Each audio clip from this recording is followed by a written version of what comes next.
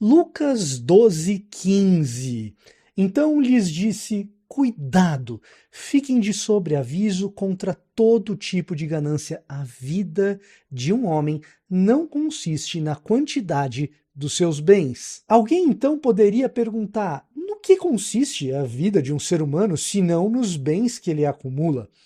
E olhando para o Evangelho de Lucas, talvez a resposta que a gente chegasse é: a vida do ser humano consiste, na verdade, naquilo que ele faz com esses bens que ele recebeu, com as dádivas que ele recebe. A gente olha, por exemplo, para Zaqueu, aquele cobrador de impostos corrupto, e a vida dele ganha sentido quando as riquezas dele se tornam um serviço para a comunidade na qual ele está. Ele tem uma transformação de vida, e então ele não apenas ressarce aqueles que ele prejudicou, mas também passa a ajudar as outras pessoas.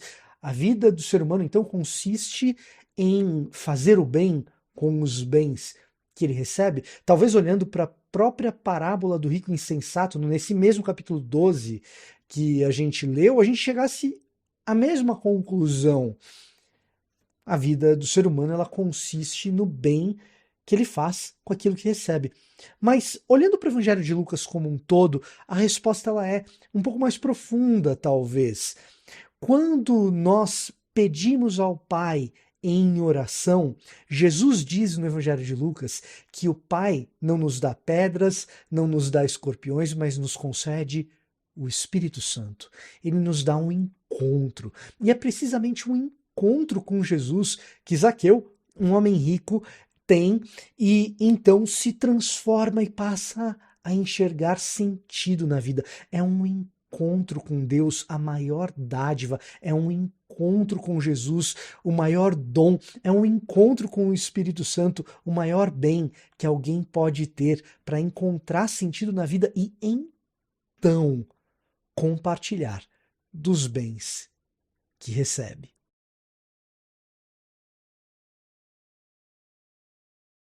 Olá, meu nome é Elaine Cristina, eu sou líder do Ministério Mulheres em Deus e eu vim compartilhar o versículo do dia com você. Marcos 3:25 diz: Uma casa dividida contra si mesma também não poderá subsistir. Deus, ele trabalha em unidade com seu Filho Jesus e com o Espírito Santo, e foi assim desde o princípio. Nós que somos criaturas, somos filhos de Deus, também fomos criados para viver em unidade. Nós não fomos criados para andar sozinhos, fomos criados para andar em família. Se você não tem vivido essa unidade dentro do seu lar, se existem brigas, se existem divisões e contendas, você precisa lutar para que essa realidade seja transformada. O inimigo ele tem lutado fortemente contra as famílias, trazendo divisões, separando lares, causando tanta destruição. Uma família que não tem unidade, o caminho dela com certeza será a destruição. Mas eu quero declarar sobre a sua vida, sobre o seu lar, que a sua casa é um oásis da presença de Deus.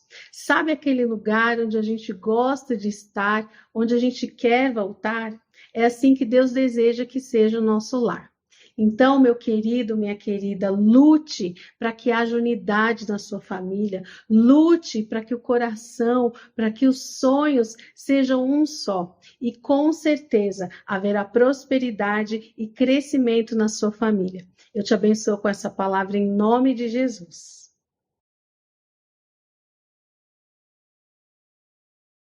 Olá, eu sou o Guilherme Andrade, do Projeto Soli, pastor na Igreja Presbiteriana de Alphaville. Estou aqui para compartilhar um texto da Palavra de Deus com você que está na segunda carta de Pedro, no capítulo 3, no versículo 9, que diz: O Senhor não retarda a sua promessa, ainda que alguns a julguem demorada. Pelo contrário, ele é paciente com vocês, não querendo que ninguém pereça, mas que todos cheguem ao arrependimento. Pedro está nos orientando a respeito da segunda vinda de Cristo. Alguns irmãos lá do primeiro século já estavam impacientes, conjecturando que o Senhor estava demorando muito para voltar. Às vezes nós somos assim também.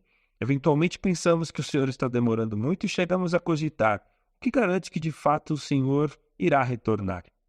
Mas mesmo entenebrecidos em nossa incredulidade, Pedro nos lembra no versículo anterior a este que nós lemos que um dia para o Senhor são como 1000 anos e 1000 anos como um dia.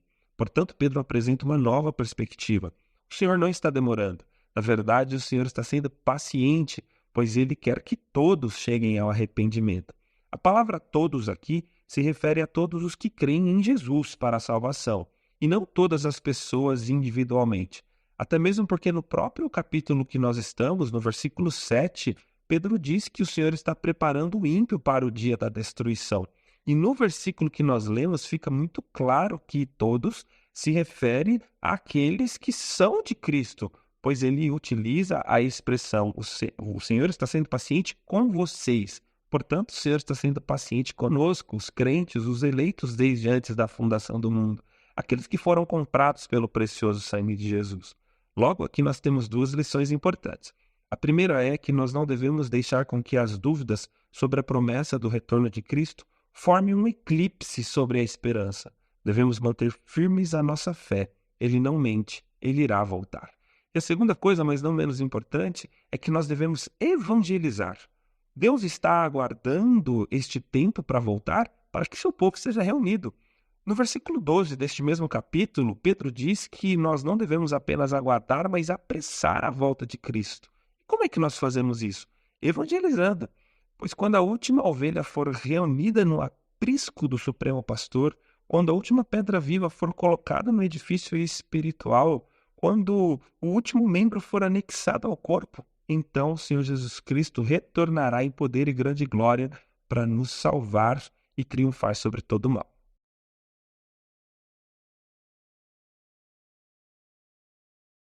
Olá, eu sou o Guilherme Andrade, do Projeto Soli, pastor na Igreja Presbiteriana de Alphaville. Estou aqui para compartilhar um texto da Palavra de Deus com você que está na segunda carta de Pedro, no capítulo 3, no versículo 9, que diz: O Senhor não retarda a sua promessa, ainda que alguns a julguem demorada.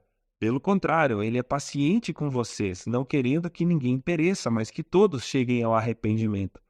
Pedro está nos orientando a respeito da segunda vinda de Cristo. Alguns irmãos lá do primeiro século já estavam impacientes, conjecturando que o Senhor estava demorando muito para voltar. Às vezes nós somos assim também. Eventualmente pensamos que o Senhor está demorando muito e chegamos a cogitar: o que garante que de fato o Senhor irá retornar? Mas mesmo entenebrecidos em nossa incredulidade, Pedro nos lembra no versículo anterior a este que nós lemos que um dia para o Senhor são como 1000 anos e 1000 anos como um dia. Portanto, Pedro apresenta uma nova perspectiva. O Senhor não está demorando. Na verdade, o Senhor está sendo paciente, pois Ele quer que todos cheguem ao arrependimento. A palavra todos aqui se refere a todos os que creem em Jesus para a salvação, e não todas as pessoas individualmente. Até mesmo porque no próprio capítulo que nós estamos, no versículo 7, Pedro diz que o Senhor está preparando o ímpio para o dia da destruição. E no versículo que nós lemos fica muito claro que todos se refere àqueles que são de Cristo, pois ele utiliza a expressão o Senhor está sendo paciente com vocês. Portanto, o Senhor está sendo paciente conosco, os crentes, os eleitos desde antes da fundação do mundo, aqueles que foram comprados pelo precioso sangue de Jesus. Logo, aqui nós temos duas lições importantes. A primeira é que nós não devemos deixar com que as dúvidas sobre a promessa do retorno de Cristo formem um eclipse sobre a esperança. Devemos manter firmes a nossa fé. Ele não mente, ele irá voltar. E a segunda coisa, mas não menos importante, é que nós devemos evangelizar. Deus está aguardando este tempo para voltar para que seu povo seja reunido. No versículo 12 deste mesmo capítulo, Pedro diz que nós não devemos apenas aguardar, mas apressar a volta de Cristo. Como é que nós fazemos isso? Evangelizando. Pois quando a última ovelha for reunida no aprisco do Supremo Pastor, quando a última pedra viva for colocada no edifício espiritual, quando o último membro for anexado ao corpo, então o Senhor Jesus Cristo retornará em poder e grande glória para nos salvar e triunfar sobre todo o mal.